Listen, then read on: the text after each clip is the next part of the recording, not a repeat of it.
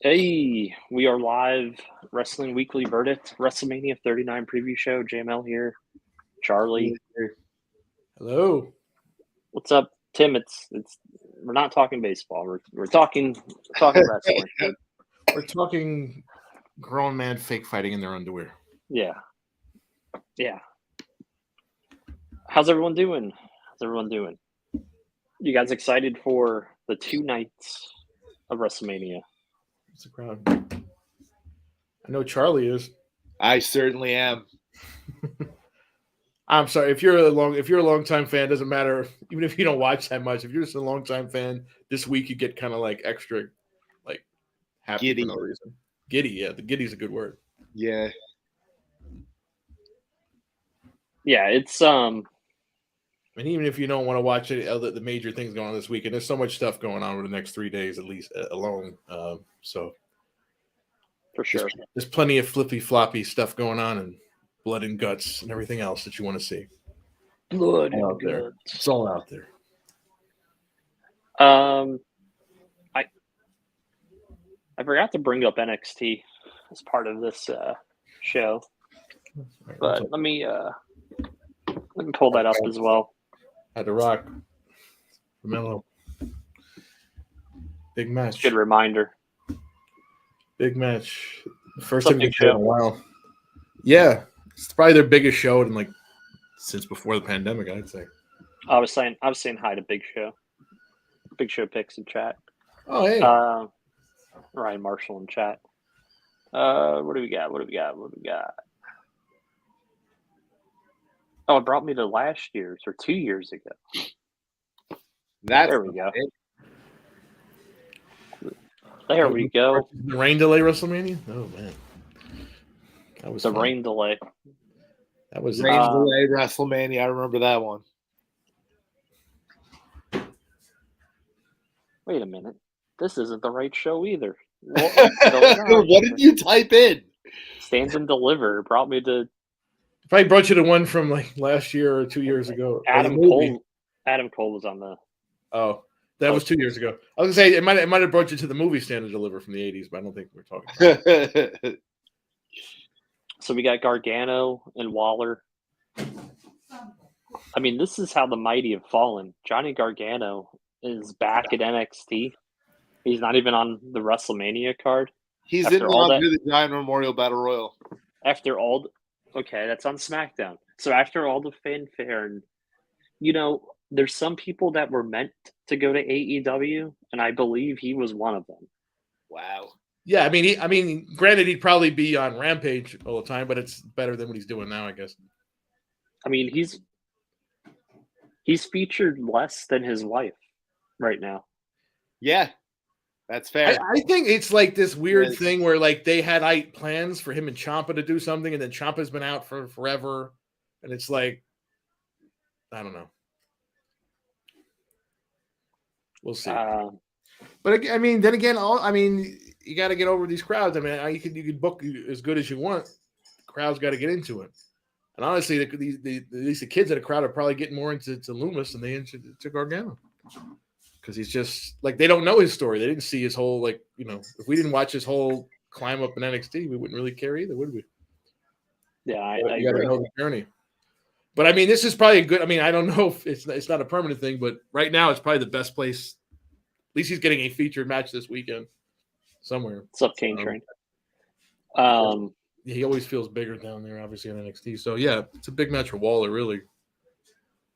So they did some sort of rope-a-dope with Roxanne Perez where she was in, now she was out, then she was in, then she's out, now she's back in. Yeah. I mean, I figured that's where we're going, but I didn't know they were going to announce it ahead of time. So it was kind of weird. I thought they were just going to have her show up at the last second, but whatever. Should be good. This has to be the event where Breaker finally loses the belt. Yeah, it's the perfect timing. They couldn't get to a more perfect timing, to do that right now. It feels like a properly built, something we've literally been thinking about for a while. If you watch NXT for the last 2 years, two of their biggest, focused on young stars. So, yeah, feels like a big match. You have the Should be debuting. You have the debuting Dragon Lee going for the NXT North American Championship. Yeah, that match looks like it's gonna be pretty wild. 5-way match. That match is gonna be awesome. It's gonna be awesome, but it's like we don't have anything for these guys, so we're just gonna throw them all in a match. It's like typical NXT. It's typical NXT North American title booking. Yeah, that's how this title started, right? In a ladder match with a bunch of people. So, yeah. Those multi-man matches, but is Wesley coming out unscathed, or is he losing title? What do we think here? Just because of the hype behind him, Dragon Lee, I'm thinking. It's kind of weird because it's his first match. I don't know. You would think that, but I could see him also keeping the title if they're going to try to build to some kind of. How about a Dragonoff versus Dragon Lee in a Dragon feud? Dragon Blood feud. I don't think Dragon Blood feud. I don't think he should win either. Honestly, I think the real either if it's not Dragon Lee, I would say maybe Axiom because he's had this whole build up. They've been with his chase to the title. Dragunov, no, I don't think. And actually, I don't think he needs to stay in NXT any much longer himself. I don't know what else he's going to do down there. So if they're not calling him up, I don't think he's winning the title. So JD. Same thing. I can't see. I mean, I guess they could put a title on him, but I don't think they're going to do that. No. So if it's not the other Lee, long lost brother, and it's not Keith Lee, obviously. So yeah. So my best guess is either West retains or I know I can see them doing with Dragon Lee. I wouldn't debut somebody like that. I don't like that idea. Just giving them a title in the first match. They haven't done that in the past either in NXT, really. So, yeah, I'd say either West retains or Axiom goes over. I'm just going to stay West retains. That'll be my prediction. I forgot they had a tag team championship for the females. For the females. Okay.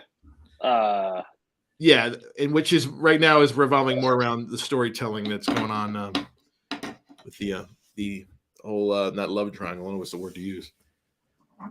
We also have the ladder match for the NXT Women's Championship.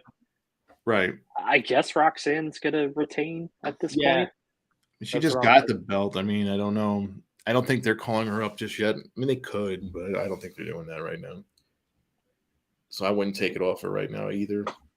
I mean, if she does lose it, I guess Tiffany would be the best bet to take it off her since they've been pushing her pretty hard since she came back. But yeah, I wouldn't do it just yet either. I don't know. This is not the greatest card they've ever had. No, but it's probably, yeah. I mean, they even in their glory days that Charlie likes to talk about, we used to talk about in the show, it was mostly just, oh my God, this match is going to be good. Not necessarily the best story. Like the main events used to have good stories and stuff. I think it'll play out a lot better than it looks on paper. No, I think I'm actually looking forward to it as someone who actually watches NXT still week to week. I know you watch it a couple, you've sampled it in and out, but yeah, I think it's probably their strongest on paper probably in a while. So yeah, it'll be a fun thing to watch in the afternoon to get going, I guess. A nice appetizer. Yeah, throw it on. I'm interested to see that main event. Obviously, we think Melo should win this match, but it feels like a big moment for him. So I'll definitely be interested in seeing that. And as far as the other matches, tag title, I don't know. The men's tag title is kind of random match. I guess Gallus retains unless they decide to put it on. The other big thing, we said the women's tag title. I'm going to assume that the Witches win, since there's a whole angle going on with Kiana James and thanks, Brother Briggs. Which is a ridiculous storyline, but it's entertaining. I guess the biggest thing on the undercard, other than that, is probably a debut of a certain fourth generation, right? Yep, fourth generation.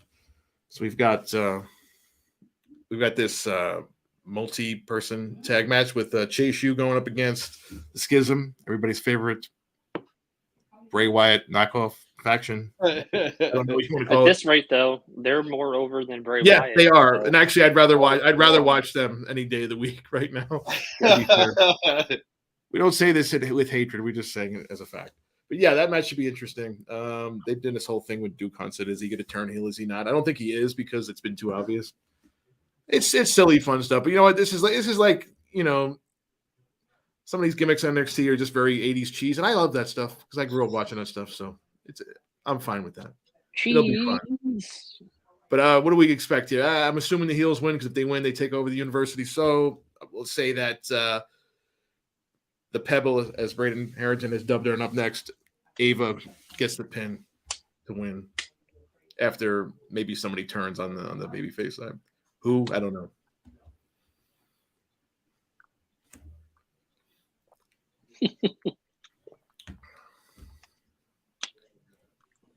You're supposed to keep talking. My mid swig of water. I know. I stopped for a second. I thought Charlie was going to say something that he didn't. So I'm like, oh, great. Bad. What are your thoughts, Charlie? What are your thoughts on that match? Come on, let us know. Who's winning the Schism? Schism's winning. Okay. Schism's winning. Schism University. We're going to get okay. That's the only thing that makes sense here. You could build to another match at their next special. They probably have in your house. I think that's enough of NXT. Yeah. This is.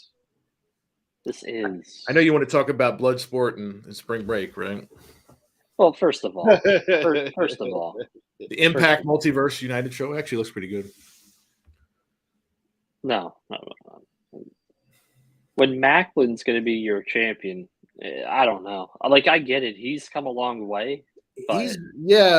they've been building him up for a while. I've actually never was a fan. Like, I didn't really get to see much. He was a tag guy in his WWE run, so he's gotten a lot better.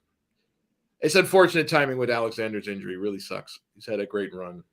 Probably the most underrated champ that's been going over the last year, and having killer matches every month. So get well soon, Josh Alexander. The show tomorrow is more of like interpromotional stuff. It's not really a major show for them. Next month is the big Rebellion show in Toronto. So let's talk about some stuff outside the ring for a second. Yeah, let's go. Shoot. Vince McMahon falling off his chair. Listen, appropriate. Listen. Our favorite topic.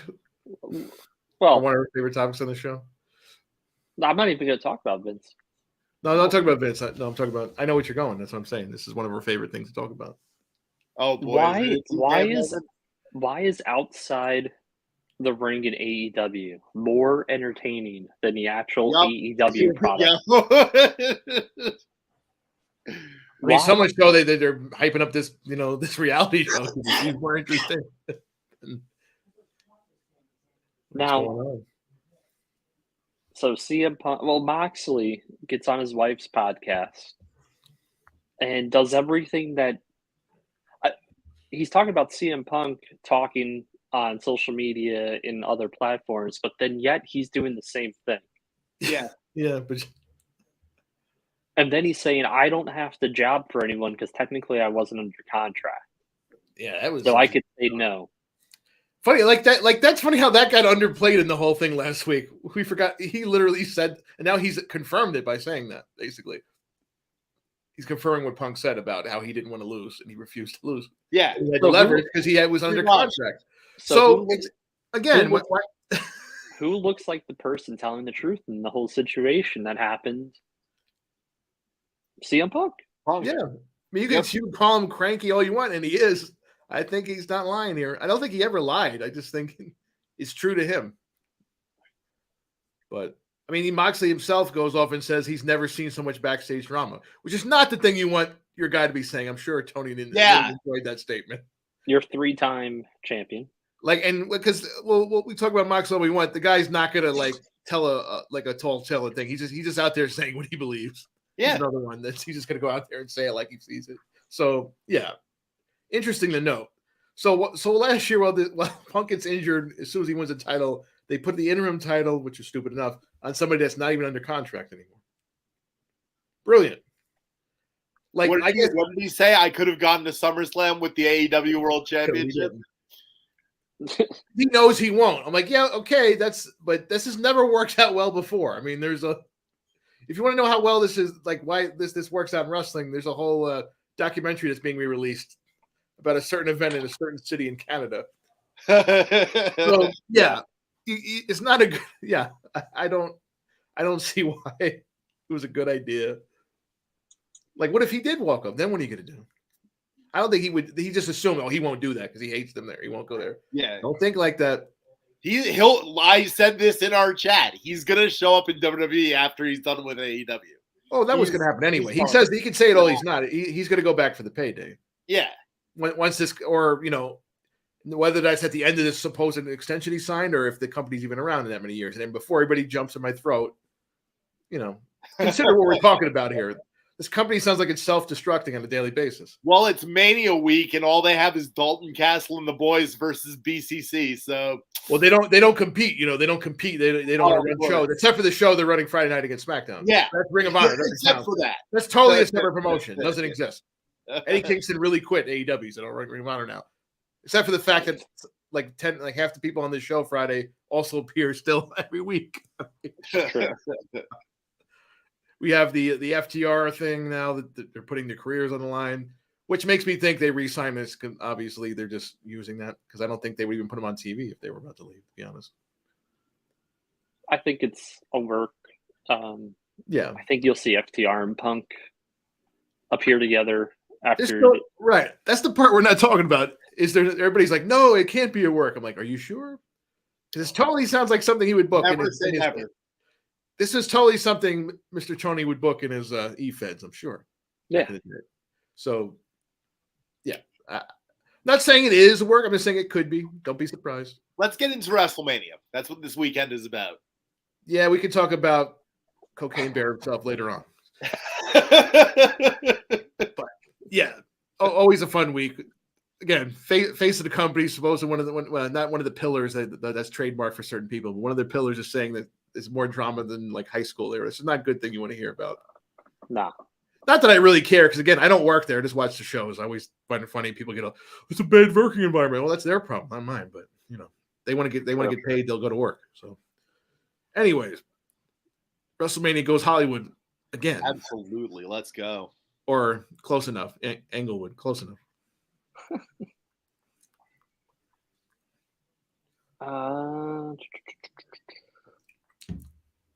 Yeah, so the first match, the kickoff match, it's been announced. Austin Theory versus John Cena for the United States Championship. It's been a pretty good build. I mean, Cena hasn't been around that much. It's been Theory the last couple weeks. What do you think? Yeah, I think Theory's done a good job even building it up off of TV. He's done a lot of stuff, interesting stuff on social media. So, yeah, I mean, I think he knows. I mean, Cena didn't really need to be there the last couple of weeks. What's he going to really do? If you've been paying attention, if you've been following Theory's career like we have, this match has been basically hinted at for at least 5 years. I'm not even joking. Yeah. And Cena was responding him back. Cena knew him the whole way where he was coming up. Like, he's been planning this for the longest time. Interesting that we're starting off the weekend. Maybe it's probably a good way to get a big reaction right off the bat. Biggest stars coming out. So I understand the concept of that. I dig it. So yeah, should get the crowd going real hot really early. So yeah. I mean, what do you so as far as the match, where do you see this one going? Do you see Theory retaining? Do you see Cena taking the belt? I think Theory's got to retain that here. Theory's got to win this one. Yeah, I don't think Cena can be around this time. I mean, I don't know. They can just take it off him right away, but that'd be kind of silly. I don't see that happening. I don't see him in fact, I see him if they even had the hunch of say, hey, why don't you win it tonight and you could lose back tomorrow night. He'll probably say, no, it's not a good idea. Yeah. And considering it's the first match of the weekend, he's probably getting out of there because he's probably got something to go shoot the next week. So he's got to sign he's got to sign one of my Panini cards. Oh, yeah, that's true. He does. So get to work, John. Yeah. This guy has 1 million redemptions to sign. This guy's signed probably more autographs than anyone. So, yeah. I got it down pat. As you can see in his documentary. I remember that doc when he's just sitting there signing. Yeah. This guy's got it down. This guy, workhorse, especially with the pen. So, yeah, this should be a fun way to open the weekend, I think. Definitely, it's going to be. Theory needs to win. I mean, it's not. He's got this. What else would you do if he loses here? They got to figure out what's something to do with him post Mania. But this is a good start. Plus, they've already gone through playing hot potato with the U.S. Championship. Let it stay on Theory. Yeah, they're not.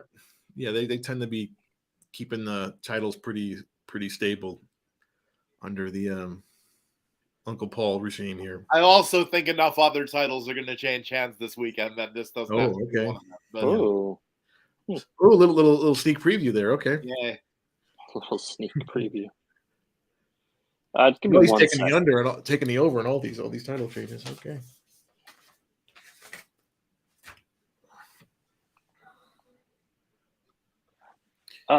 Yeah. So also announced for night one. No, I didn't get. Slow your roll. I'm trying to get you the next match. I don't need the next match. I didn't even move on yet.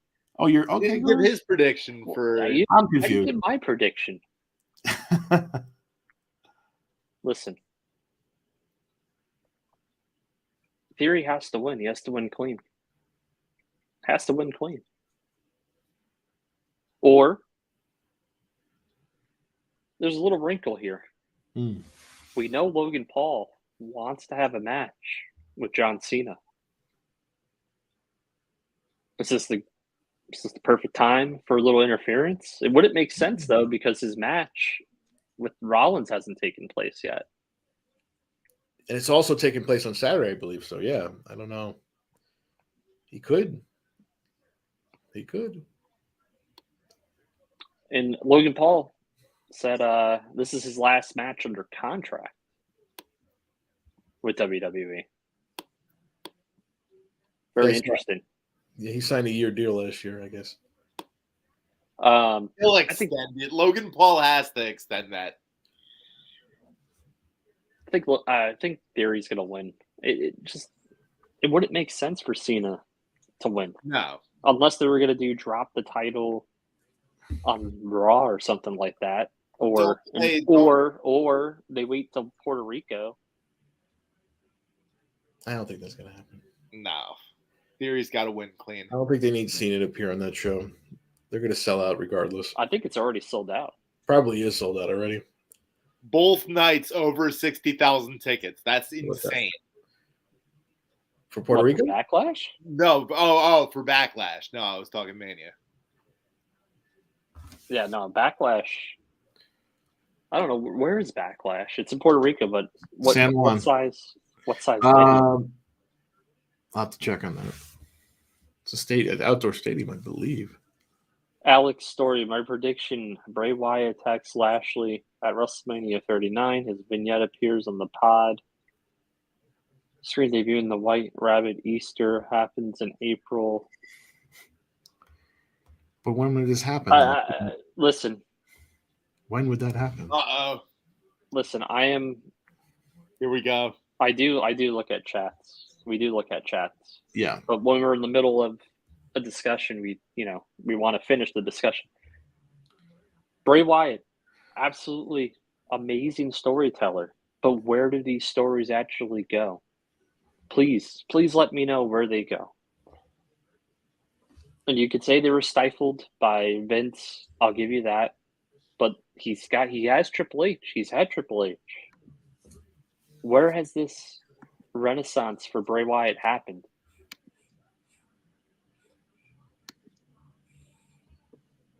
Where does it happen? If he's there, that's cool.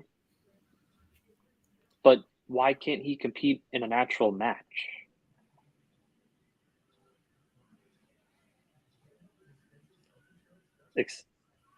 Oh, God. Yeah, JML, why is he in Los Angeles now? I'm not arguing about the Los Angeles thing. I don't even know. I don't know. I didn't have his GPS tagging on, so I don't know where he's at. I turned that off today. Alex, thanks for watching. Appreciate it. Obviously, you're a Bray Wyatt fan. I'm a Bray Wyatt fan. I don't know where these stories go. Where do these stories go? You tell me. You explain that to me. I'm looking for an answer. Don't let me call the Bray Wyatt community.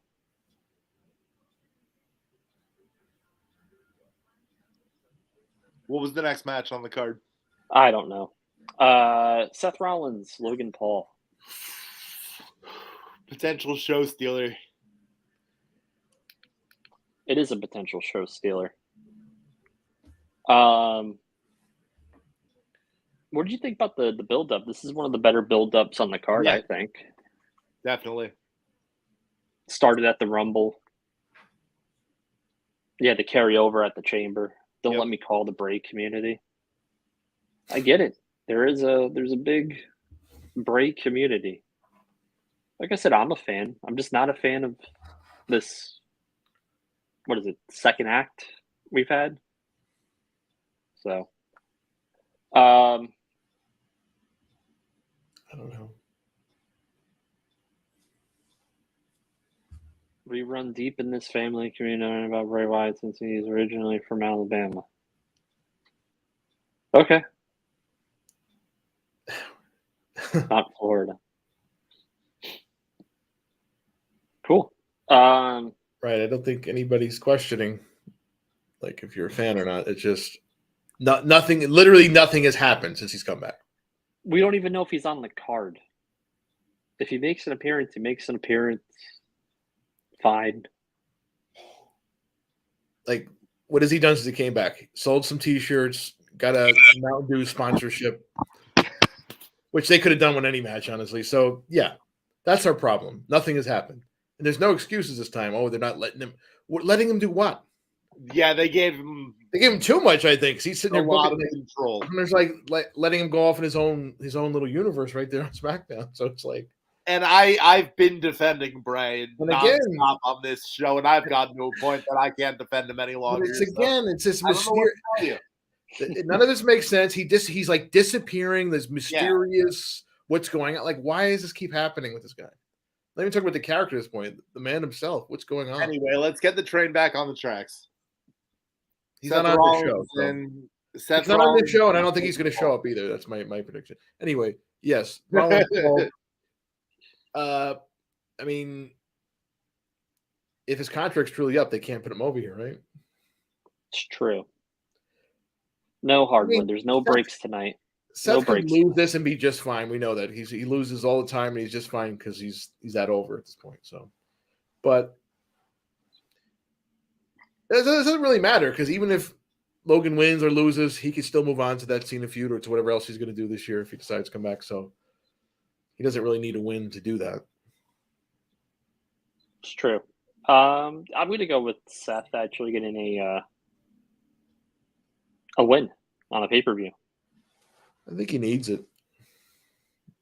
Because depending on what happens with the title after this Mania, down the road, there's always a possible story there with either of the two world title combatants. True. True. We'll get there. I want to go with Logan Paul, but then you said this is the last match on his contract currently. I mean, he could be talking to him, I'm sure, with another one. So I don't think. Yeah. I'll go with Logan Paul. Oh, you go with Logan? Okay. Yeah. He's upset pick here. All right. Probably the contrarian. What about the 6-woman tag team match? What do we think about that one? Oh, Trish, Becky, and Lita are winning it. No doubt. What do you think? You go, Frank. I don't know because this whole thing. I mean, there was that rumor about a Trish heel turn we talked about on the show before, and the way they positioned the segment the other night, it's kind of blatant that they're teasing that. So does she like turn on them during the match and they lose, or they lose and then she blames them for the loss? Like, there's some things that could happen. Or do we just think they're just going to win just to get, to put the baby faces over and then they'll do the turn after the fact? I don't know. I'm gonna go. I'll be the contrarian here, and I'll say that Trish walks out of them or costs them the match because shenanigans happen and she gets angry and she either walks out or she directly attacks one of her partners. Wouldn't it make more sense though if Lita and Trish just turn on Becky? Yeah. Because remember, Becky was the mega heel that treated everyone else like crap. Including Lita, yeah. Although it does still begs the question why they have to change the tag titles here. Anyway, not that the titles matter anyway, but they could have just put it on someone else for that thing they're doing, that 4-way that they're having anyway. And if they turn on her, then like what happens with the belt? It's like another thing they have to deal with. That's the only thing I'm saying about that. I think Damage Control's gonna win. I don't know why. I feel like they have to give Bayley something. She got literally trounced by Ripley a week or two ago on Raw. And she's lost every single match pretty much since she's returned from injury. Right. She came back at like the worst possible time where they were not ready to change any titles or put her over anybody big, so she's had to take all the losses here. And that's been one of the issues with the Triple H regime is like all your big returns or your signings, who's really hit for you? None. I can't think of one. I could say this group would probably be the more higher focused on, that's like stayed focused on, like, and not giving up after a couple of weeks like we've seen with some of these other returns. So he's still determined with them, it seems like. He's determined, but they're not like really. Bailey's over. The other two are just kind of there. I know what you're saying. Yeah. I think EO has got more potential to go off on her own. But isn't her contract up? I don't know. Because I think she resigned last year. I don't know. I don't know if she resigned last year or if she had a year left. I know Dakota was a re-signing because she was actually released. So I don't know if she's sticking around. Dakota always wanted to come back because her girlfriend works for the company. So that makes more sense. So yeah, I don't know about EO's contract, but if she's sticking around, I can see them splitting them off. Now will it work? Who knows? But she's because you can't go by what NXT is like. Just because she got over there doesn't mean she can get over here. But I think she can. It's true.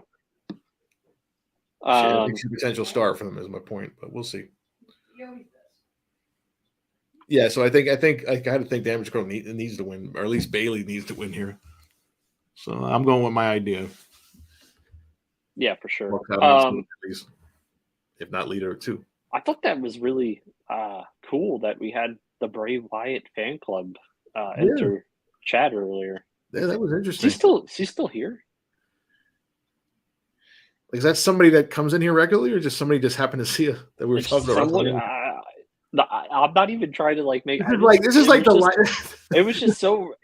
It's like they must have watched prior episodes. Maybe. I feel like we're in a Twitter thread right now. It's crazy. You have the Bray army. You've got the Sasha army or Mercedes. You've got every wrestler's got an army. We just like to joke about it, but yeah. Except Sammy Guevara. Except for Sammy Guevara, no, nobody. No one likes that guy. Poor guy. Nobody likes him. It's true. Speaking of something that no one likes, no one wants to see, Brock Lesnar and Omos. Oh boy. I finally accepted what this match is. Now, hold on. Let me get a little monologue here. Okay. Let's get it.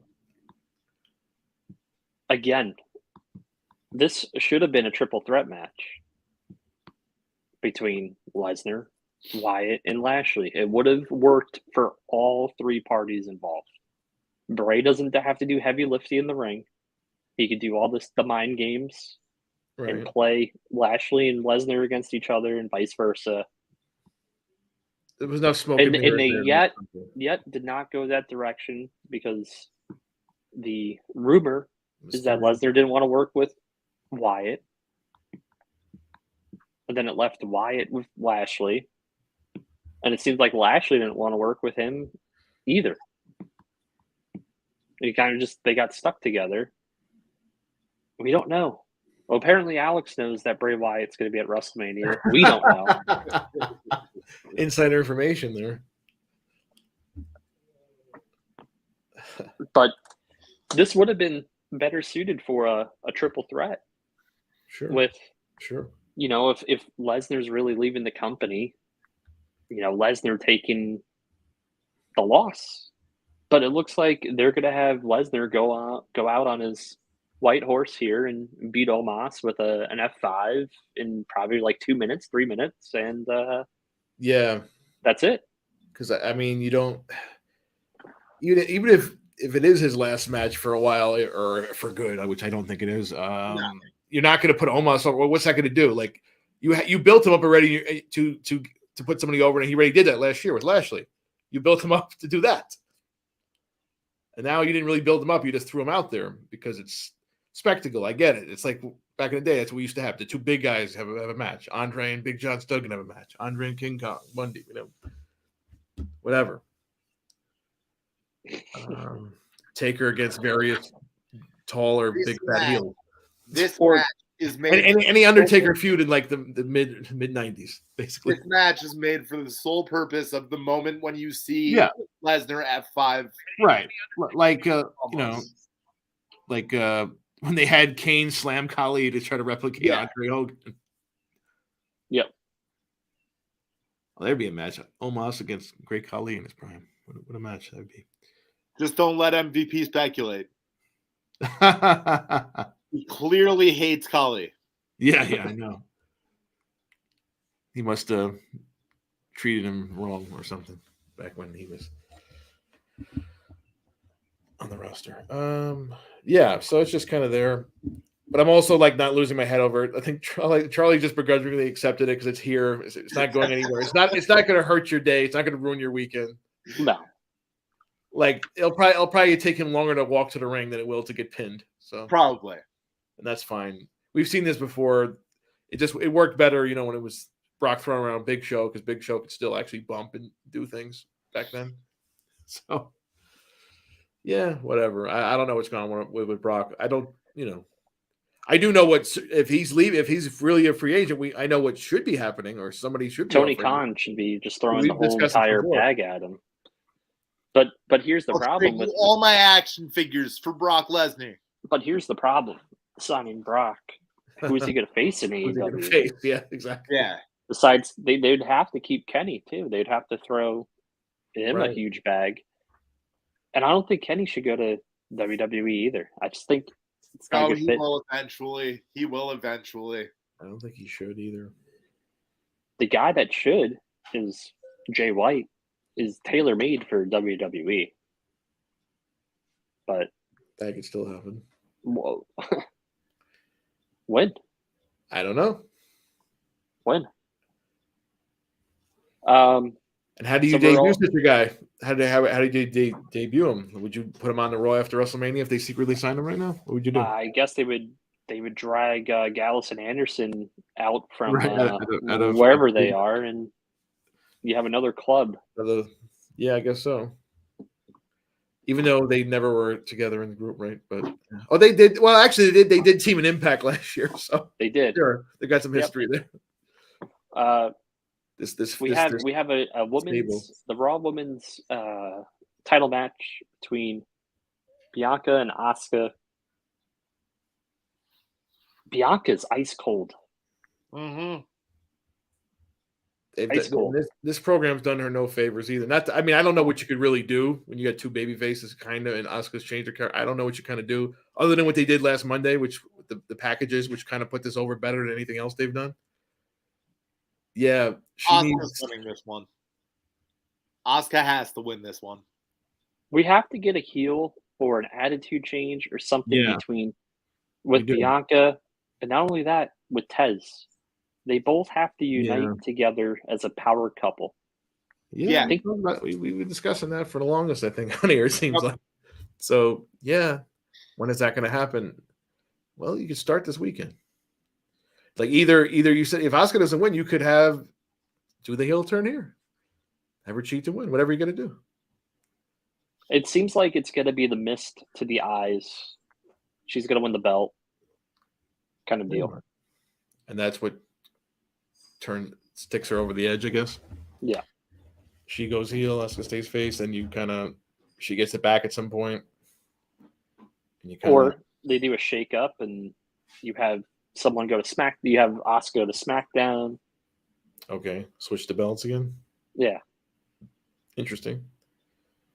Well, it makes sense for Rhea since she's been on Raw this time, right? Not that it really matters with the no, because the logical program would be Ripley and Bianca. Sure. Which they were going to do last year and didn't happen with her injury. And you thought they were going to do it this year. Yeah, then I thought they might do it this year, and then just like we thought a lot of things. What's up, Bobby? How long have I been saying Street Profits breakup? Come on now. Yeah. It's funny. We were talking about this well, even back in SummerSlam, we're still talking about this. Which is funny because lately they've been, it seems like of late, like I said, they've been hotter than they had been, and like they've been on like as far as in ring together. But actually, now would be a good time to do it. They gave Tez some shine lately. He's had a lot of singles matches lately on TV, so yeah. Also in a promo, they said that Austin Theory thought that Angelo Dawkins was the stronger link. So Montez Ford can be like, I'll show you the stronger link.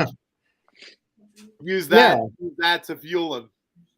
Yeah, I mean, obviously we know Tez should be the breakout star of this team, but I think Dawkins going to be okay. I think he's proved himself. I think he's gotten improved even more so over the last year. I think that's if he wins. That's if he wins. Unless he just creates his own title. He just creates his. This is the Cody Rhodes Championship. Codyverse title. The participation. He used to joke when he was in AEW, he was in the Codyverse, like because his feuds took place out of everything else that was going on. It was the Codyverse title. Codyversal Championship. It's kind of like Bray Wyatt in WWE. Right. Yes. Kind of outside of canon.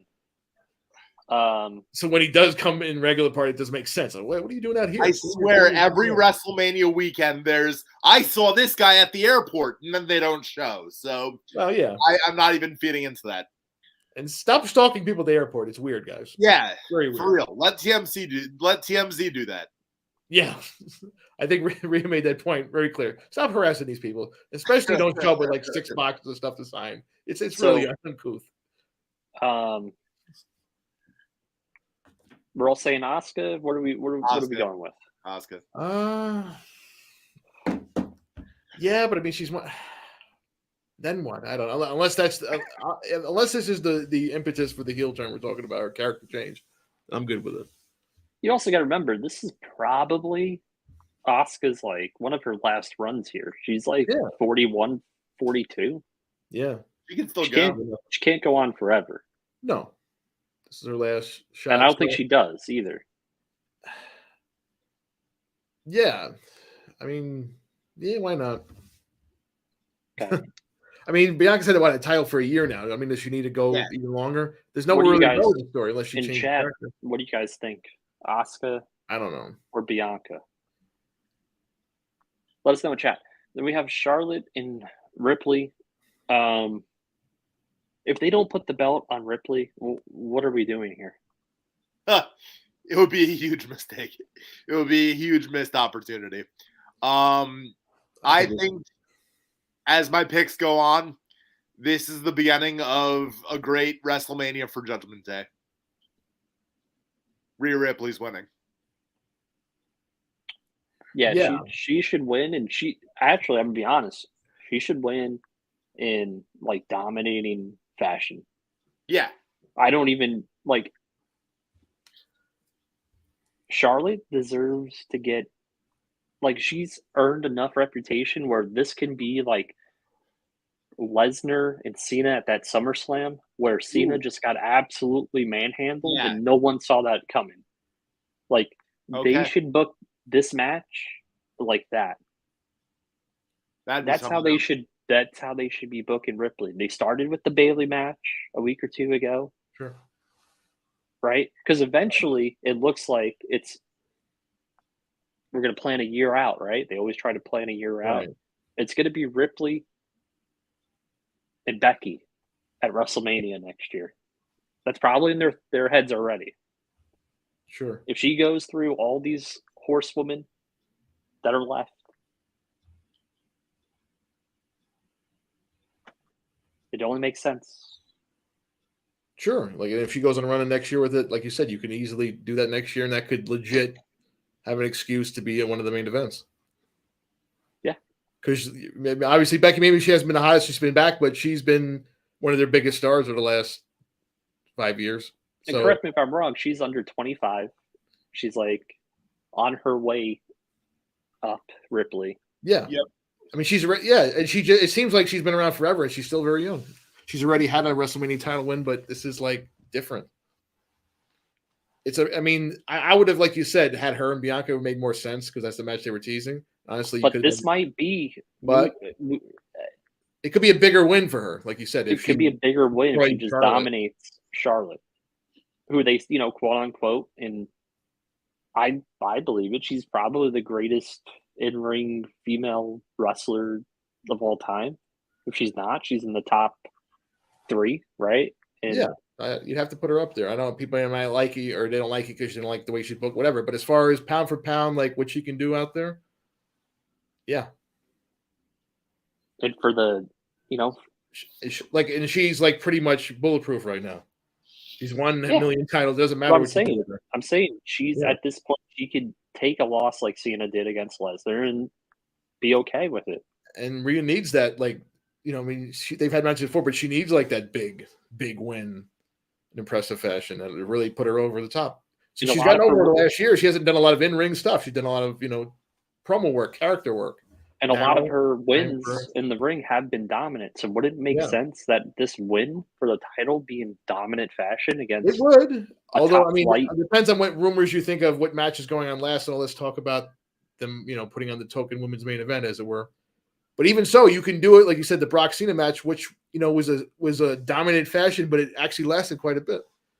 It was just Cena just barely coming back every once in a while, hanging in there, but really never having a shot. I mean, they can have her do a bunch of suplexes. You could you could have her do 3 or 4 riptides to take her out. Yeah. But for me, like, that's how she has to win pretty emphatically here. Yeah, she's not the best talker with a deep voice and accent. She still gets it over though. She's a good heel with that. Promo-wise, she's a better heel than Mike. So we're all saying Ripley. Rhea Ripley. It should be the easiest match to predict of this whole weekend. Yeah. To be honest. Then we have. If it's not, I don't know what's wrong with him. We have the triple threat: Gunther, Sheamus, Drew McIntyre, Intercontinental Championship. Now, Gunther has to win this match, right? Gunther has to win this match. How does he win this match? Is this the only way that I can think of Gunther not winning this match that goes awry? The only way I can think of Gunther not winning this match is if they finally have Sheamus fulfill Grand Slam championship and pin Drew. Yeah. When is Cena retiring? I mean, if he's going to only wrestle one time a year, I would say never. It's like Taker, man. Yeah. Yeah, I mean, I don't know. Like, that's the only way is that they take the belt home, and this is the easy way to do it, the triple threat. But I wouldn't do it either, unless you're like immediately moving him into the main event scene, like the next pay-per-view or after that. If you're doing that, that's one thing. If you're not, you know what I would do with Gunther? If he does drop it, say Drew or pins Sheamus, Sheamus pins Drew, you can have him win. You can have Gunther win Money in the Bank or something like that, or King of the Ring, something to win that title shot for SummerSlam, because that seems like it'd be a big match against whoever wins the main event. To be honest, Roman or Cody. I have Gunther winning. He should. It's his first WrestleMania. He needs a nice big win here. The match should be great, and it's not like the other two need any titles at this point. I mean, poor Drew, as we know, unfortunately got his big run with no fans in the stadium, but he was actually a really good champion. Yeah, he was. He carried the pandemic era. He's a very good babyface, top guy, and he's still over. Like, he's like a reliable guy you can plug in any time. He's like, the Claymore is still a great finisher. Yeah.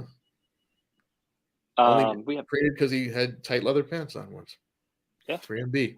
We have Edge versus the Demon, Finn Balor. Hell of a Cell match. Now this has to kick off night 2. You think? I mean, they have to drop the cell. Right. I mean, it's not going to end night 2. No, obviously Cody and Roman is. And they're not going to put it in the middle of it. Like, it has to be. They could, but I think it'd be better to. Yeah. But the only thing I could see opening, well, it depends. I don't know what's going to open. You said night 2. Yeah, I can see it opening night 2. Since night 1 is seen in. Unless they're going to do the IC. You can open with that title match. My only other guess is if they put the tag title match isn't on Saturday, it's on Sunday, then I would open with it. Not that I'm saying that's what they should do, but that's what I would do it. I don't think they want that much downtime during the Mania. Like, it's easier if you have the cell already made. Yeah, I agree on that. That would make sense. It's a hot way to start the crowd. But it might not be because they have to do the national anthem and all that unless they do that out of the ring. This is a little easier. I mean, this is like indoor stadium technically, so they can. It's not as bad. Well, they did do it on outdoor. Regardless of when it's placed, how do you think the match will play out? This is another one that has me conflicted. Which match? Edge and Balor. That doesn't have me conflicted. He's the demon. He's gonna win. You think? Yes. I hope. Now there's rumors of Gangrel. I'm a little sick of every time Edge has like a blood feud match. Yeah, he's going back to the Brood persona. The Brood that was around like what 6 months. No one remembers the Brood anymore except us like three. For us. And even then, it's only because, and it was a short-lived thing. Yeah, like he was more with the team with Christian before than he is with Gangrel. I heard Christian's at the airport. I heard he's carrying his bag. Again. I heard Christian's at the airport with Gangrel. Britt Baker. Britt Baker. Start that rumor. Get that going. I'm sure. He didn't start the rumor. It's out there. Coincidentally, that Christian has disappeared. Now Adam Cole's coming back right tonight. I mean, come on. He's got his big return tonight. While what's up, Gary? Do you think Orton and Riddle return? Potentially. I think Orton does. I don't know about Riddle. When we talk about the main event, we'll get into it, right? About Orton, the rumors, and how it could play to both people in the match.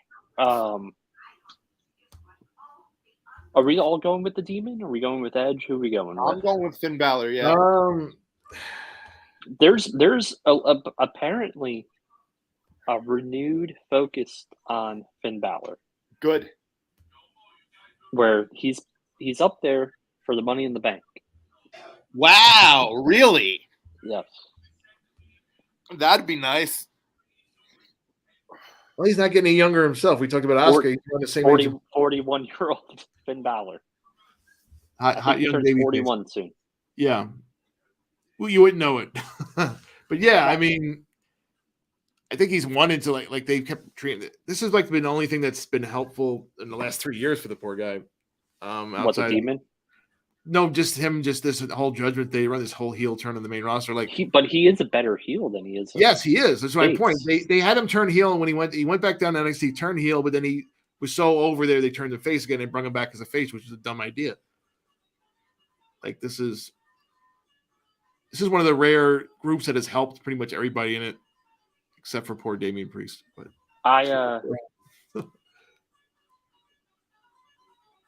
he should have a big spot at Backlash, that's for sure.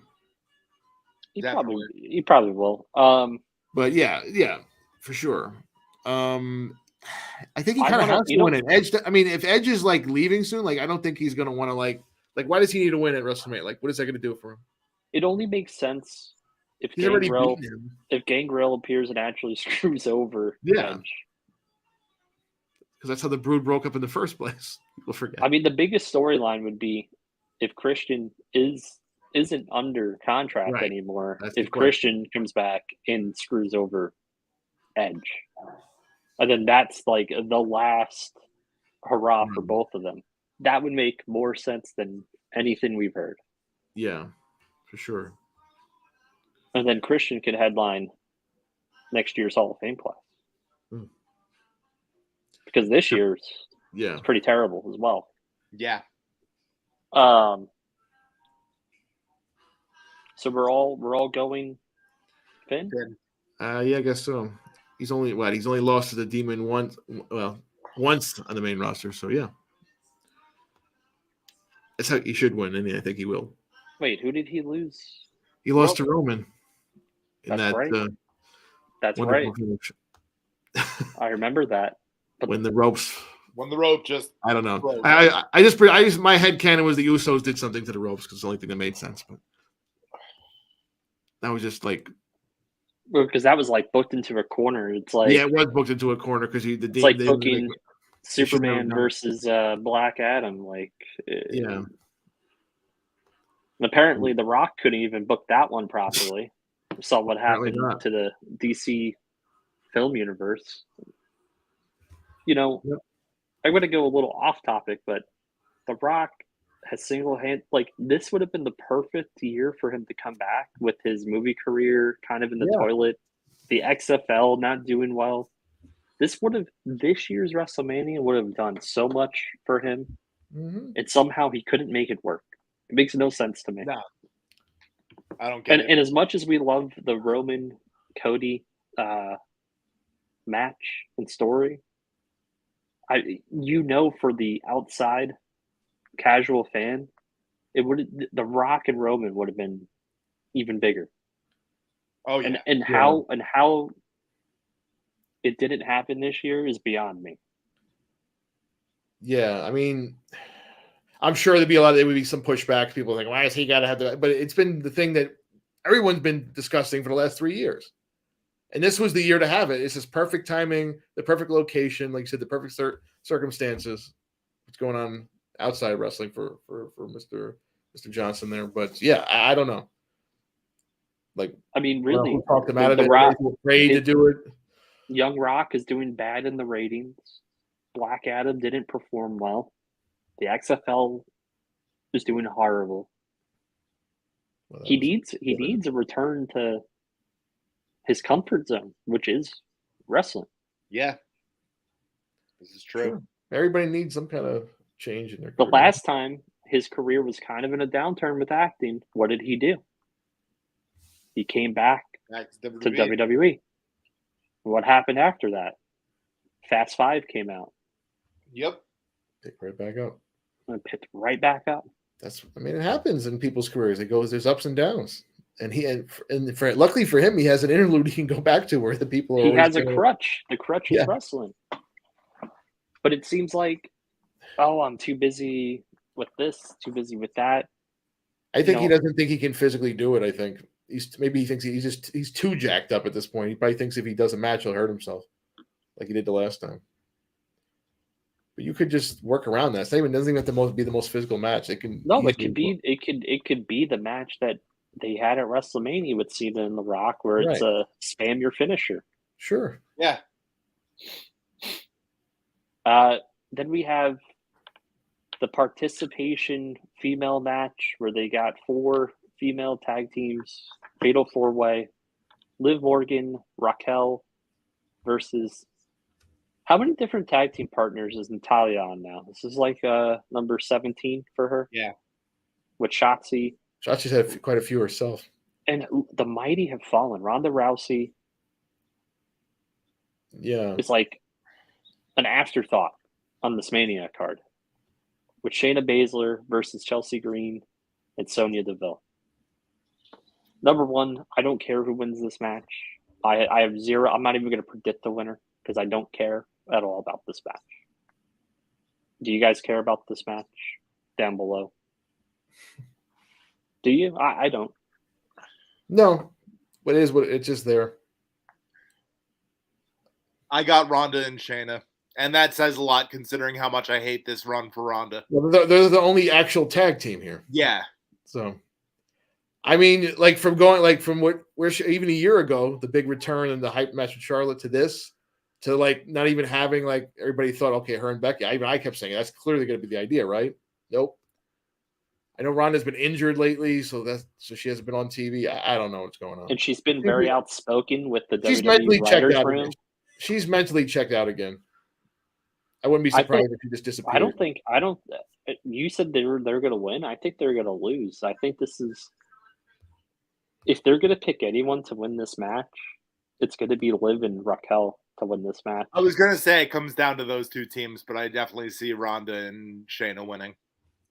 I think they want to give Liv her juice back a little bit, but they want to push Raquel as like the strong female on SmackDown. Sure. Then we have the other showcase match, which is at least real tag teams. Braun and Ricochet, the Street Profits, Alpha Academy, and the Viking Raiders. This will be an entertaining match. Yeah. This one will be actually interesting to watch. Like maybe not for story wise, but just in ring wise. But sure. Braun and Ricochet have to win this match. You think? Yes, 100%. I don't think the Street Profits should not win this match. They should be on their way to breaking up. Yeah, Alpha Academy is basically already breaking up. And the Viking Raiders. Viking Raiders are talk about ice cold. They're colder than that. If there's such a word. They should be visiting Valhalla. Yeah. I don't think there's anything that can be done with them. It's not even like the presentation. Like they just don't. It just doesn't work. Like whatever they did on the indie, it just doesn't work here. Damn, I want the Street Profits to win. Womp, but just to get them. Well, I mean, you can predict it. I'm just saying, Strowman and Ricochet. They seem to be kind of pushing them as a team. So yeah, that would make sense. But I mean, we'll see what happens with the tag titles. What do you guys think? Chat. We're going to go on to the next match. I'm going to skip over what they have listed. King Dom versus Rey Mysterio. Singles match. Finally, it's going to happen. Dom has to win here, right? Yep. Has to. Like no other choice. So I can't even imagine Rey himself saying, "Oh, I need to be." You think Rey's going to bury his son on WrestleMania? I don't think so. And if they suggested it, he will fight them. No. This is not about a win or a loss for him. This is just the story that he's goaded him to do something he doesn't want to do. So he will get in a all little honesty, bit of payback. I think Viking Raiders win. Waiting for the push of Ricochet. Thought it would have happened earlier. I don't know Bobby, about that. The main concern with Ricochet is anytime he's had the mic in his hands, it's been fumbled. It's almost like Ricochet is a heel. Like when he was in Lucha Underground as Puma, like that was the perfect thing for him because he wore the mask. He had other people talk for him. Yeah, it worked.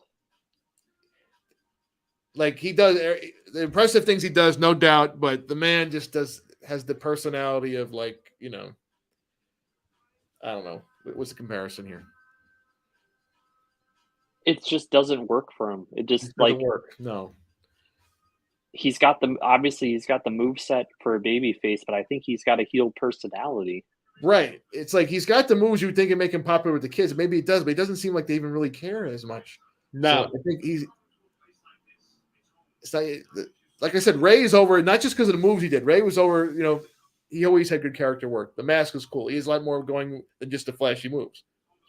Ricochet has that too, though. Like Ricochet has the swag, but he's got more of the cockiness where that would work probably better for him. He should be like a heel. Yeah, I'd say so, but I don't even know. I guess that I'd like to see it happen. Maybe. You know what he should be? You know what kind of character he should be? He should be the WWE version of Sammy Guevara. I'm not talking about the backstage stuff, but he should be like Sammy Guevara. Like he needs maybe like a female with him. Right.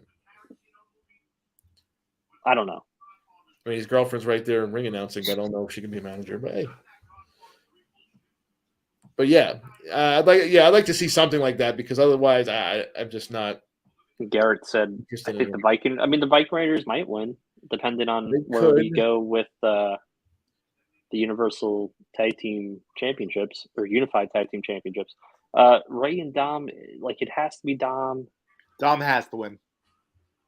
This is just a part, of his continuing rise until he becomes king. I don't understand. You're putting an active competitor in the Hall of Fame. He said that he's not retiring anytime soon. Yeah, it's a good question. I don't know. Other than the fact that it's in California, they wanted. I don't know. They just didn't have a big name this year, so they decided they'll use him because then they can use this as the impetus for the match as well. That's only my only guess. I think it looks like nobody really can. Because obviously Batista was too busy this year again. You would thought this year in Hollywood maybe he's been held off for 3 years now. I mean, here's the thing. I was talking to Charlie in chat. Like, it's just the Hall of Fame isn't like you can tell it's not a priority of this regime. Like not this year, no. And not just that, it's just like it's no longer a big priority for the company because they don't have to sell tickets to it anymore. It's part of SmackDown. It's just there. So Bad Bunny's at the airport, apparently. Bad Bunny's at the airport. well, he'll definitely be there for Backlash. We've already got confirmation on that. Oh, well, I heard he's at WrestleMania. I hope so. He's going to show up and have a high fly spot. No, move. I think he's going to have a spot in this match. Oh, you think so? Yeah, I think Priest will get involved in this match, and then you'll have a little his like, old buddy, hey, like Ray's my dude too. Like, what's going on? Oh, here? We get a tag match next month, and we get Bad Bunny and Ray versus Dom and Damian at Backlash. All right, let's book it. Book it. Go ahead. I'm for it. Because it's come on, I want to see that. Who wouldn't? That'd be cool. I heard Bray was spotted at the airport. I heard Bray was spotted at I was going to say a video store, but they don't exist anymore. I heard he was spotted at the swamp in a rocking chair. One of the Brays. The other one, I heard the other guy was eating some worms. Puppet show. Eating some worms, yeah, with the boogeyman. No, eating the worlds. I think he said worms. I said that's the boogeyman. Eating worlds. Yeah, he's been eating worlds lately. He needs to lay off some of those worlds. The Usos versus Owens and Zayn had this storyline. Let me tell you something. Charlie's shaking his head. I'm not shaking my head. Do you not like the story? No, I love the story. I'm not shaking my head. We've got a storyline so big and it's split off into two separate feuds and not diminishing it in the slightest. Although what everybody was worried about last month after the Chamber, but yeah, here we are.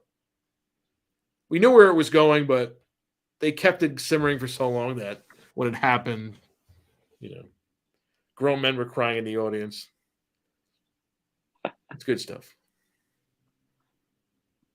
We got a Bad Bunny and Ray versus Dom and Jake Paul. Oh, God. Oh, will we see a Jake Paul appearance this weekend on Saturday? That's a good question. I don't know. We still have to see the Paul brothers against the Usos. We talked about that months ago, but so what do we think on this match? We're going to assume that new champ. I mean, they don't have to. Really? It doesn't have to. I think they have to. How many days have the Usos been tag team champions? I don't know. This isn't a math pod, right?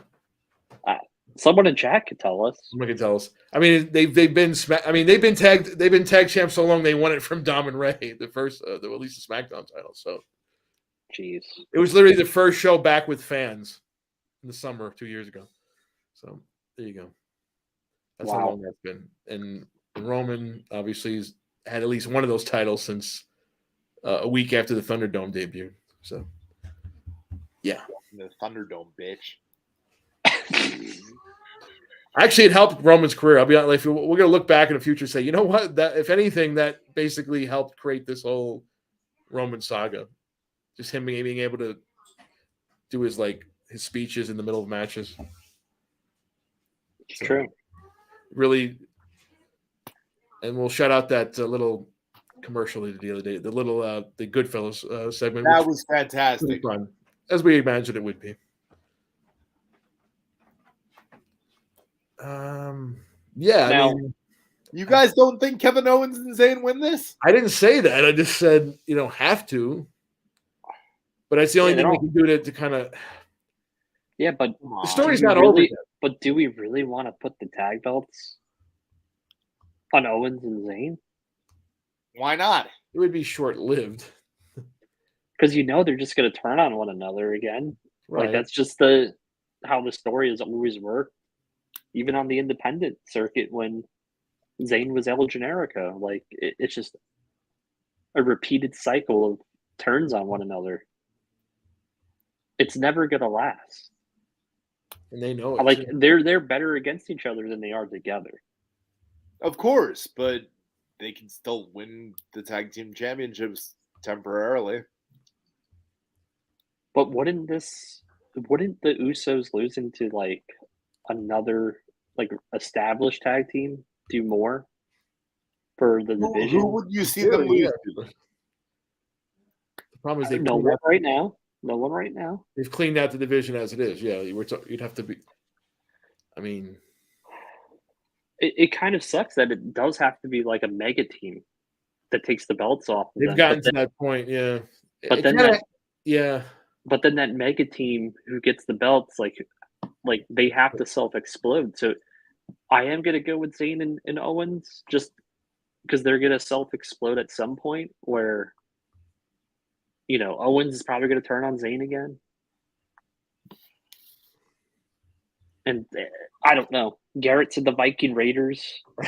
Who knows? The Viking Raiders might get another run. I mean, we went after. They might not be like you said there now. There could be somebody who's in there right now. Who was that? I don't know. I mentioned DOI before, but I don't know. You could, although you could tell a story here. So let's just say, well, we're going to get to the main event later, but let's just say if Roman's no longer champion, but the Usos retain, isn't that some story juice right there? Yeah, I mean, Bensky mentioned that in chat. He says he thinks the Usos win and Roman loses. That would kind of move the story better than the opposite, wouldn't it not? You can have Jay, like, hey, we still have our belts. What about you? It would just set Roman off even more. Yeah. But on the other hand, maybe it's the opposite. Maybe it's the opposite, yeah. Hey, man, there'll be a lot of upset people at WrestleMania if Cody doesn't win the belt. I guess we'll just perfect segue. The main event. We're already here? Yeah. Wow. Well, we've been talking for an hour and 15 minutes. Main event of WrestleMania, Roman Reigns versus Cody Rhodes, undisputed WWE Universal Championship. There's been rumors of this new title for Cody Rhodes being made. Let me tell you, the more and more I've been thinking, this one I've been riding the fence on now. I was pretty sure Cody was going to win. But does Roman have to lose here? Does he have to lose at WrestleMania? Or do we wait for the 1,000-day reigns of Reigns? I mean, in general, you would normally say yes, that should be where he does, but he doesn't really have to, like you said. I mean, there was people, ready to riot because he didn't lose last month at a B show in the Chamber. So Cody don't deserve the belt. Cody deserves the belt. What exactly does that mean? You gotta explain that to me. Yeah, no, I'm not gonna I'm not arguing with him. He has his opinion of it. No, I just wondered. I wondered what he meant by that. I just want the context of it. Does he mean like in story? Does he not deserve? Like, are we treating this like it's a shoot? I don't think he should. I don't think he should get a custom belt. Like no, I don't think he's getting a custom belt. I don't think he's getting a custom belt. Rolling out the red carpet for Cody, like the guy who smashed the throne, the guy who did all this shit, and then you're just gonna give him everything that he wants. Come on. To me, it doesn't make sense. No, I don't think it's a custom belt. I just think they came up with like something new, so they don't have to carry around two belts anymore. And if they want to split it off again, they could just have a. I think it's cooler when they're wearing the two belts. It is. Roman, at least his entrance does look much cooler with the two belts. I mean, it is time for a new design. We've had these essentially the same design since Rock took the title off Punk, which was 10 years ago now? Believe it or not. Yep. So, one freaking people's elbow. 10 years. Wow. Right? I know. That was actually the first pay-per-view that I watched with Charlie. Really? Yeah, Royal Rumble 20. Yeah, it was. At Todd's. That was my Thank you, Todd. My first Mania I went to that year. Actually, I think that's when me and JML met right after that Mania because I was probably wearing that hat. I was wearing my Mania hat. Yeah. But yeah. Has there been a better run than Roman's run with these titles in the history of WWE? Championship reign? I know people will say, well, Austin, but did Austin really have good runs with the belts? No. No. Not in my opinion. The Rock didn't. The only thing that comes, you had Punk's 4-3-4, but it wasn't to the heights of this reign. No. You had the Hogan in the Hogan's first 80s. run. His first run, yeah, we become comparable. I mean, Backlund had a 5-year reign. You had Bruno had Bret Hart's second reign. Right. But as far as just not just match quality, but just story and elevating the title, elevating the company, elevating everything. Yeah. In my opinion, and I said this before, this is the greatest run anyone's ever had with these titles. Wow. More than Cena. Yeah. More than the Austin, more than The Rock. I mean, I'd say it's more than if anybody else had been trading these titles for the last 3 years. Wouldn't have been the same. To the point where I'm like, why even take the belt off him? Yeah, that's what I mean. I said it a year ago, or even a year before that when he first defended it 2 years ago in the triple threat. I was like, no, why would you take it off him? Like, you can make an argument that you can leave it on him another year if you had something planned for next year. I mean, it's not going to kill Cody. I mean, we could do the double turn we talked about for so long. So it only makes sense if Roman just gets screwed over for the titles. That's the only way. Yeah. Cody beating him makes sense, is that Cody is so obsessed with winning and finishing the story that he makes the deal with the devil. He makes it with Heyman. Yeah. Right. Does the thing he said he would never do over the last 5 years. He wouldn't turn heel, wouldn't do it. He has the history with Heyman from that, and that first promo in the ring, they revealed it. It just would make perfect sense. Sure. It's the only I can't envision Cody beating Roman clean after we've seen all these other people not do it. We had the Demon Finn Balor not do it. It's gotten to the point where they've had to go out of their way to try to protect these guys while still making them strong. And you had, the Drew match, which was just a way to debut Solo, which worked out really well, obviously. But yeah, the Rock matches. You've had all these, right? He's been in peril a lot. Seth.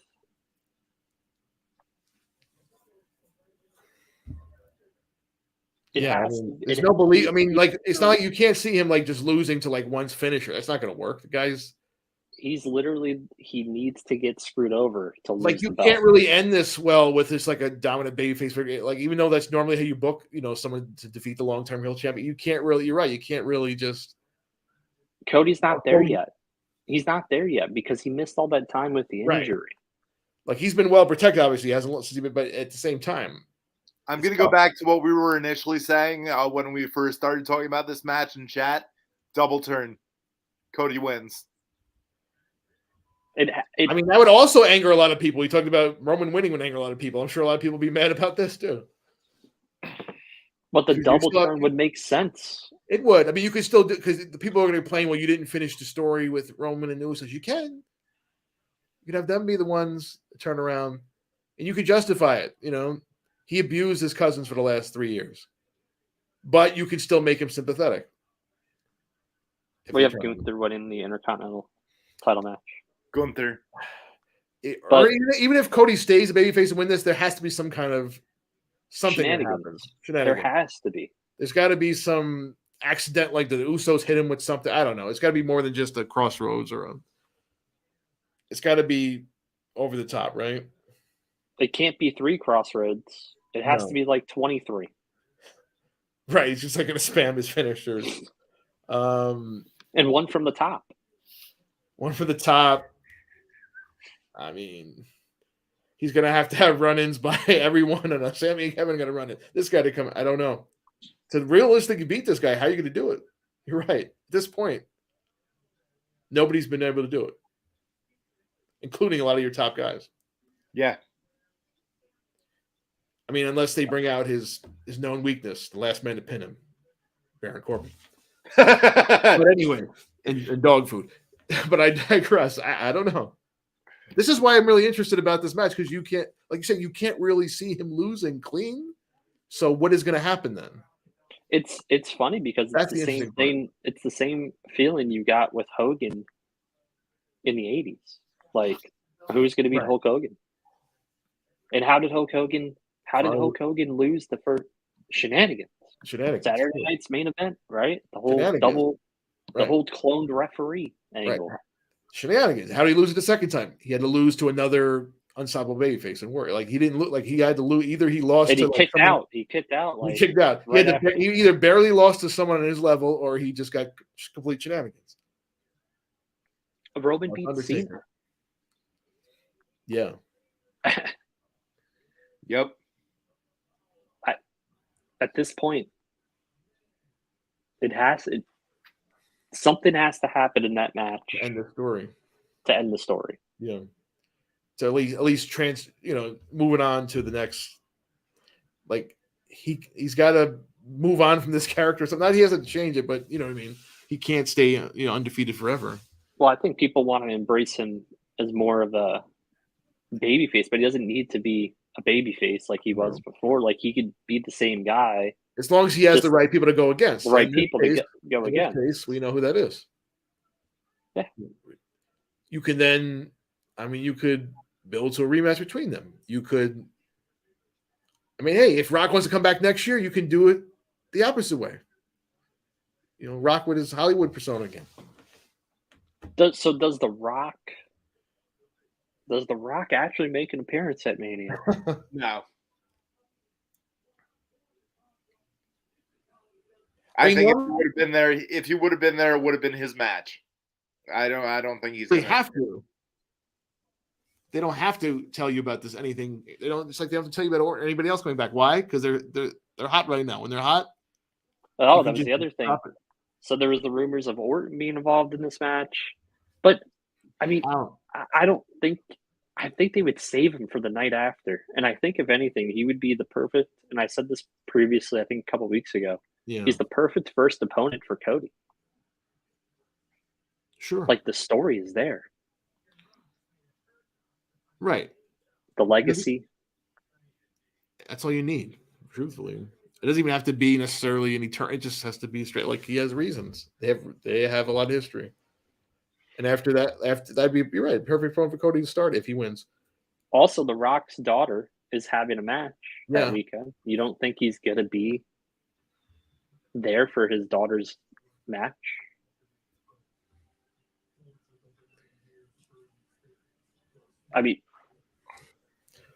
Yeah. The more that I'm thinking about it, you can make a case for that, right? They literally could just point at the WrestleMania sign for next year. And that's your match. See you in Philly, yeah. I'm sure the people in LA would be pissed. Yeah, Orton, you could do that. You can do a lot of things with Orton. I could see him in theory having a program, obviously, after he beats Cena. I think Orton's going to be left for Monday after. And someone mentioned Riddle. I think Riddle is not on the high priority list for them whatsoever. I think they've given him multiple chances. Fault, yeah. Unfortunately, through his own fault. He's a guy that took a long time to get over, and he finally did with this whole Orton stuff, and then Orton goes out, and then he messes himself up yet again. I don't know.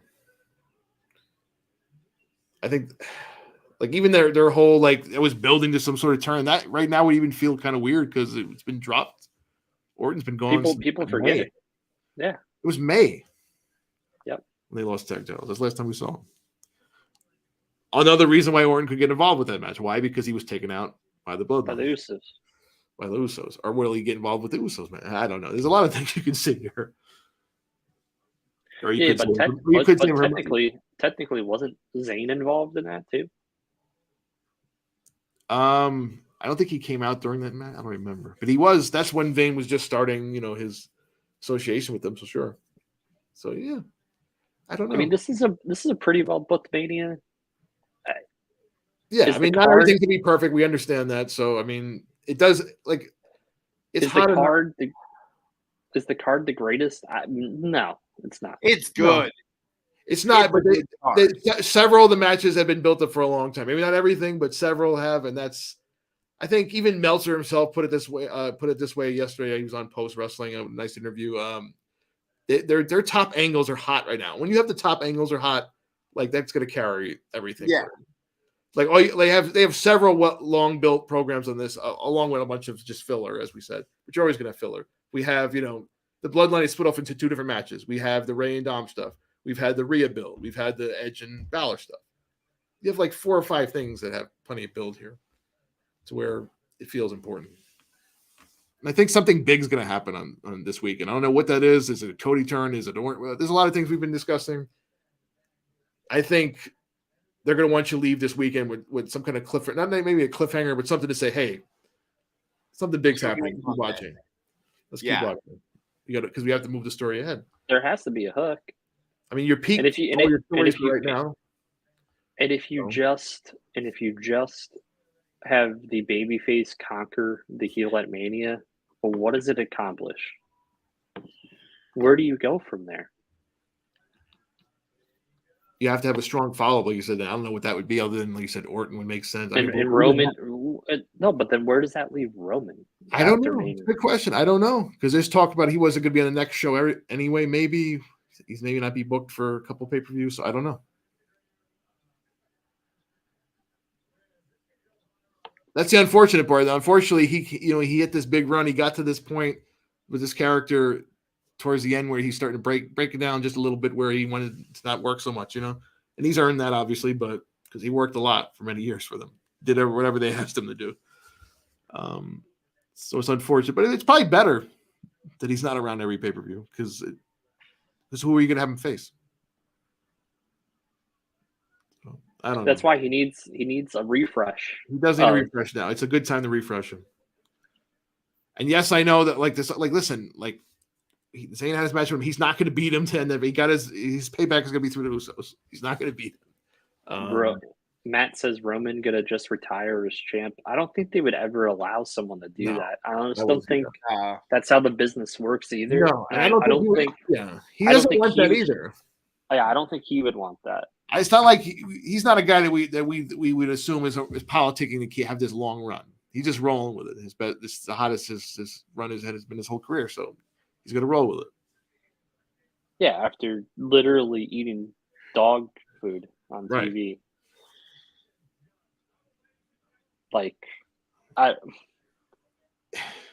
Some people just need to turn. I mean, that's like their answer to everything. Someone's not working well, turn him heel, see what happens. In his case, it's what should have been done years ago.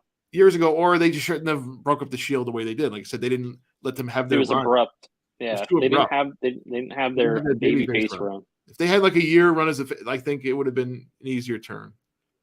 It would have been past the Bryan stuff. It would have been better timing for that.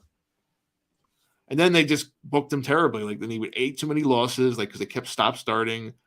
They had Seth cash in, which was a fun moment, but well, he also got popped for roids. He did get popped for a wellness in the middle of that too.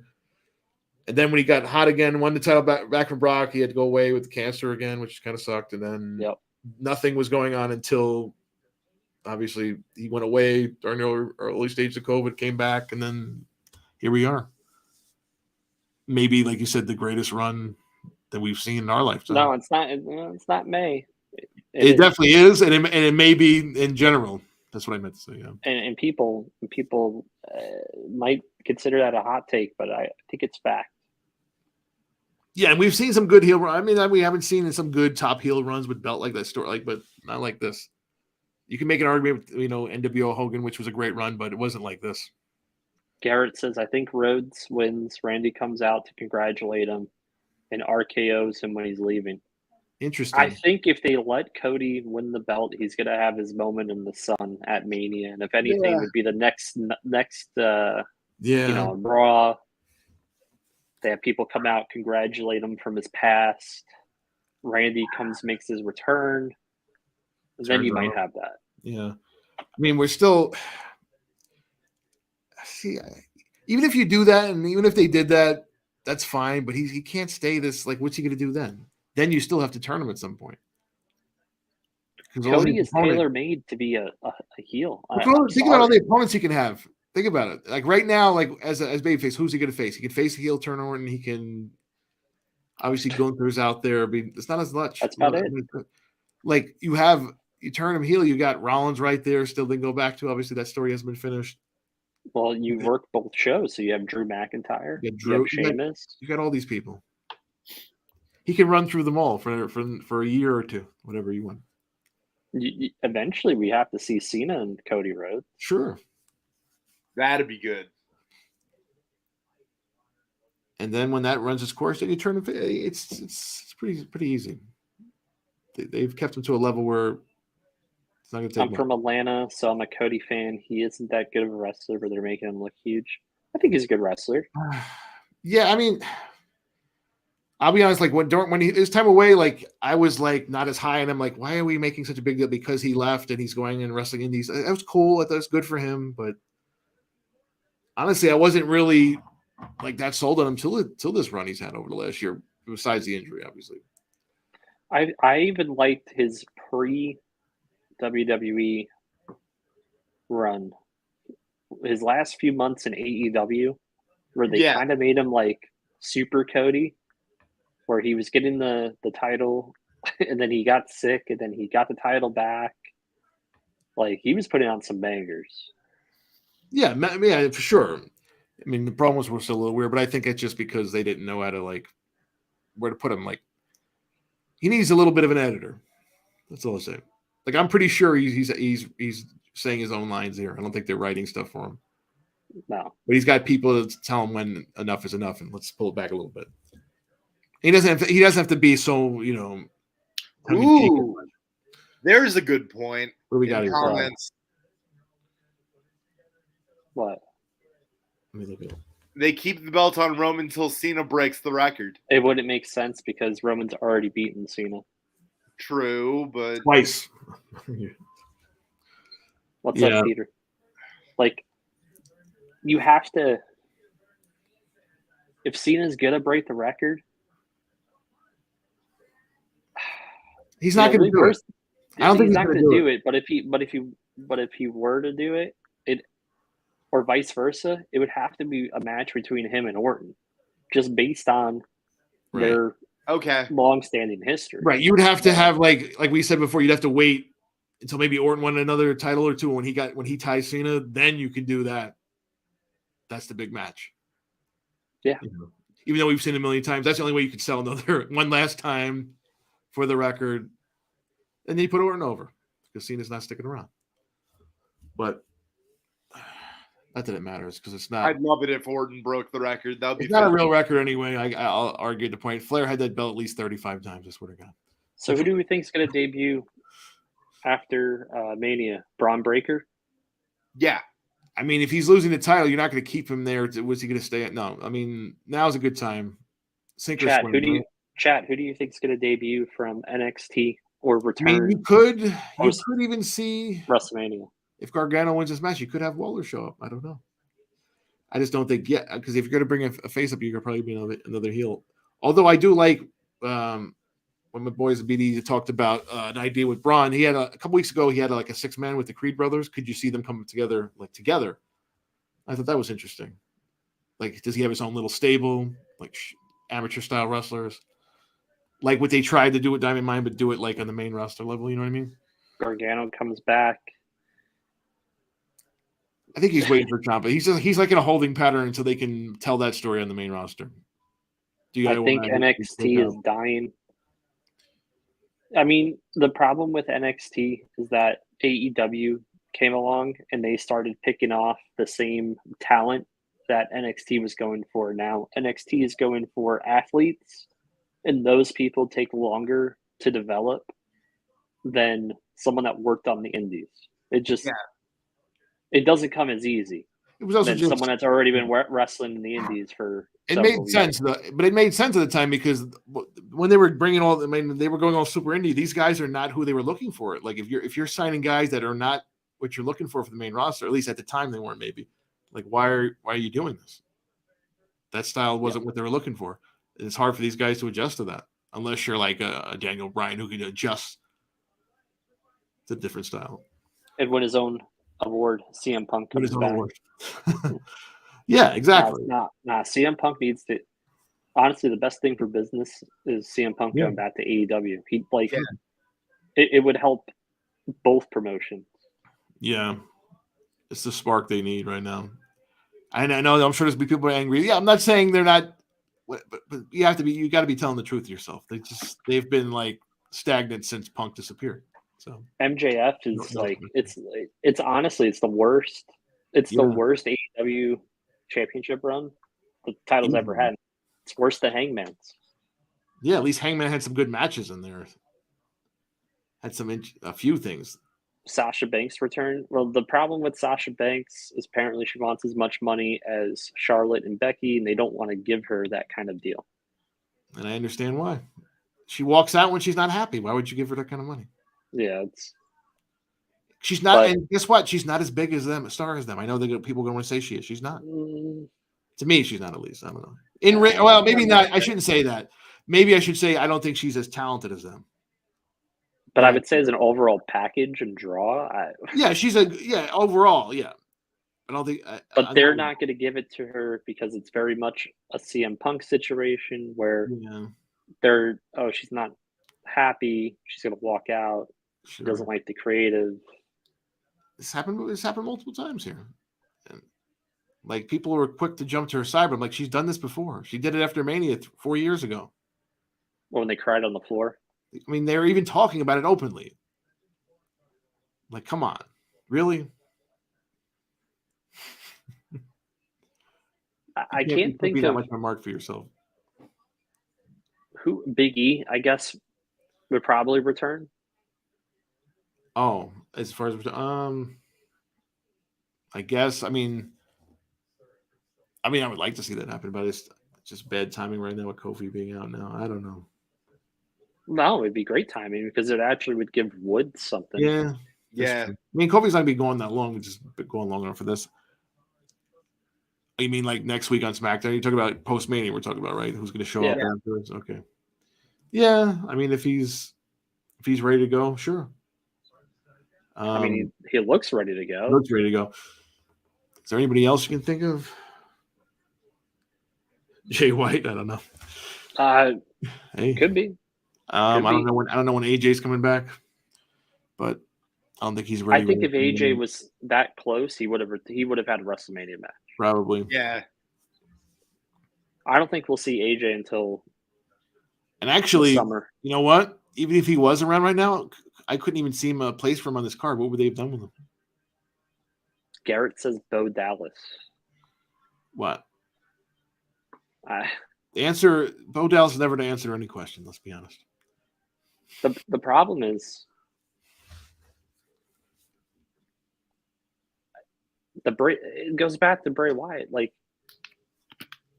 they invested a lot into this new Bray Wyatt repackaging return. What has he delivered for them?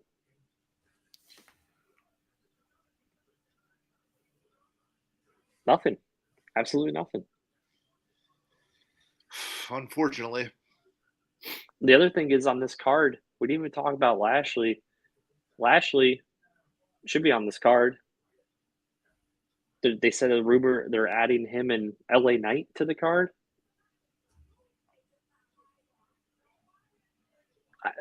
I don't know. I haven't seen with Uncle Howdy in a while. Yeah, that's because there's no.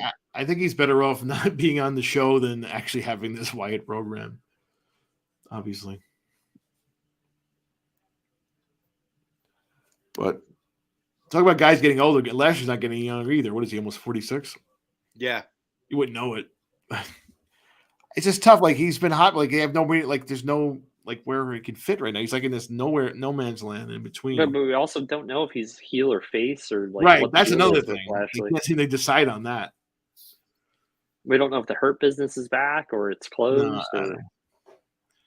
We just know that MVP doesn't like Ray Khali, and he's very upset at the studio. That's what I know about MVP. I think, yeah, he's gonna win the battle royal. But yeah, definitely. I don't know. It's they kind of dropped the ball here with the going back to it, the Brock, Lashley, Bray Wyatt, Omos booking. It's like a mess. It's a mess. Yeah, but that's why I believe that story about him not wanting to work because Brock not wanting to work with Bray, because otherwise, where did this come from? I mean, there was also that talk that Austin turned on a match with Brock. I don't know how true that is. I mean, I don't know who else you would book Brock with at this Mania, obviously, besides the triple threat you talked about. Edge. Or Edge, we did the thing we discussed here. But they're not doing that. They're still calling this year-long. Well, if nothing else, Edge's Judgment Day, like the start of it last year, the heel turn, they really went nowhere, kind of at least established other people. So he was successful with it, just not the way he thought. Cut his hair for nothing. I think he just wanted to cut his hair. I think he cut his hair for the movie role. Probably. He wasn't TV show, whatever. He wasn't doing that Viking show anymore, so he didn't have the short hair. Yeah, I don't know. It's weird. There's some people that are kind of that, and that's that no man's land spot, and unfortunately Lashley's in it right now because it's not really his fault, but that's where he's at. No, it's definitely not. The Miz gets a match at Mania since he's hosting Undertaker appearance. No.